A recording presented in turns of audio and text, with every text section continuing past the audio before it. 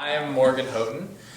I graduated with your class in 2001. I have 8 jobs, dancing with 5 different companies, sales associate at Macy's. Also, I'm hired as a traceur, which is someone who practices parkour. And I have a job at a cafe in West Seattle. Those are my jobs, my current status.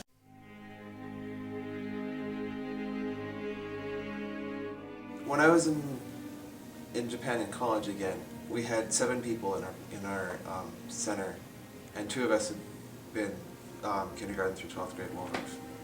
And I was talking to one of the others, and she said that she could peg, she had a category, she could peg every one of our classmates. But for me and the other Waldorf grad, she said everything new that she found out about it was surprising because she couldn't peg us in any one category. I guess I have a lot of moments where I'll be doing something out in the field. I'll need to use a saw or make something really intricate, and I'll be doing it. I'm like, why does this seem so something I've done before? And it'll be like from my woodworking class, from handworking, or from some aspect of that part of our education. I really enjoy the class trips that we take every year, and it's a really nice way to have school outside of school and have a different experience like that.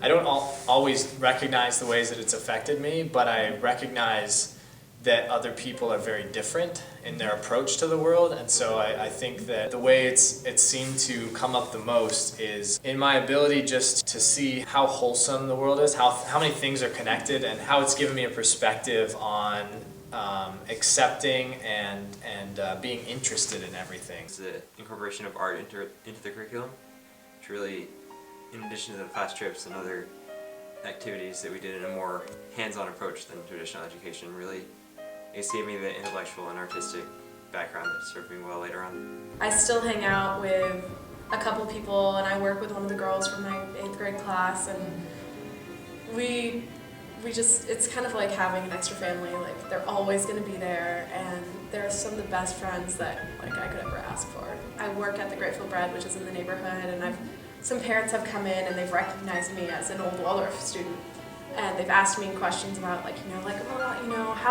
how was the transition into high school? Like, you didn't go to Waldorf High School. How was the transition to college? Did you feel like you were, up to speed with everybody else in like math and science and things like that? And I wasn't only up to speed. I feel like I was ahead of everybody. I think that Waldorf education just doesn't, unless you're willing to put the commitment into it, you're not going to find gratification from it.